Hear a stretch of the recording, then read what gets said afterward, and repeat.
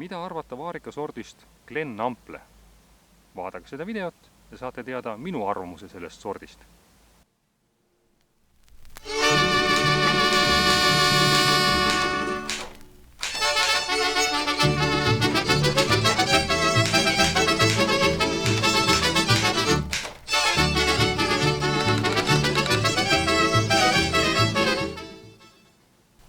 Glen Ample on pärit Šotimaalt, kuid ka meil kasvatatakse seda päris palju.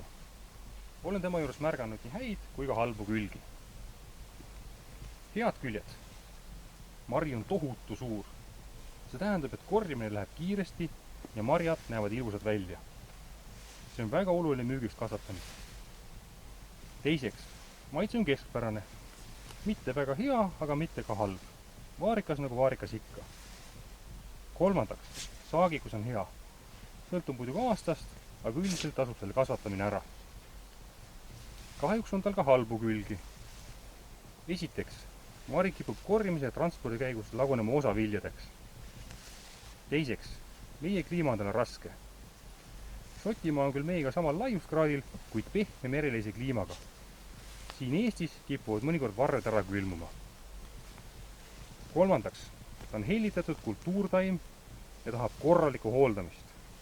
Kui umbrohi jääb tõrjumata, peenar kastmata või väetis andmata, siis on ta omadega hädas. Ta ei saa halbades tingimustes hakkama.